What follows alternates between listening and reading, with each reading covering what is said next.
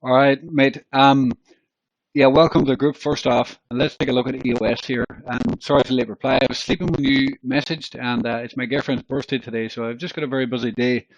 So just trying to catch up on some of this stuff. Now, EOS, nice to see it down today. Actually, it's down 4%, which is I like it down, but I also would have a little bit of patience here. EOS is never usually the strongest coin. Like you can see, it's just got that one pump there out of its entire history. Um, I do think in time it should go back up there, but uh, as long as this weekly candle is red, right, we need to be a little bit careful because this is a weekly rejection. It's a weekly bearish stop hunt.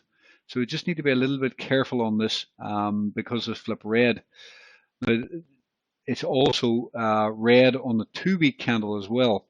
Now you can see sometimes when you flip red, sometimes it stays red the entire 2 weeks, right? It drops down and it continues to go down and stays red for the 2 weeks.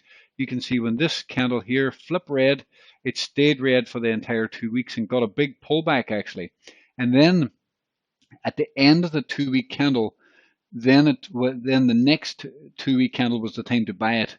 Okay, so we need to be careful that this is not going to dip down here. There's 12 days left in this candle. That's the issue. That's the issue. So this might, if this stays red here, this could drop down.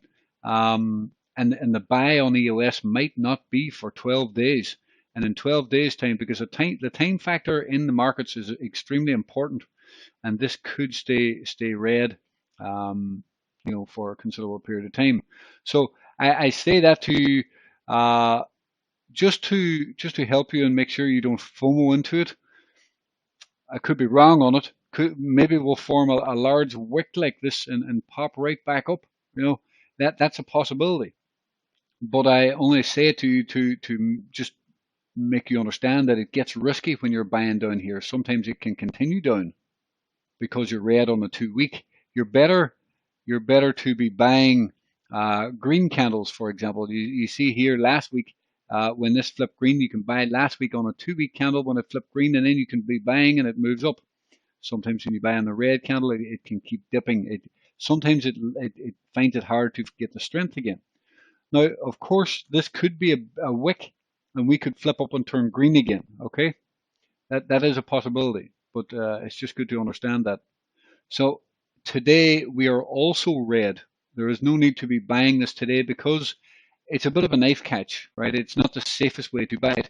What I would do is I would wait until tomorrow, and then tomorrow, if we flip green tomorrow, right?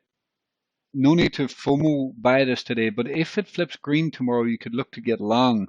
And if it's going to be bullish, then it'll be bullish and it'll move back up. But it's unlikely to flip green today. So no need to knife catch.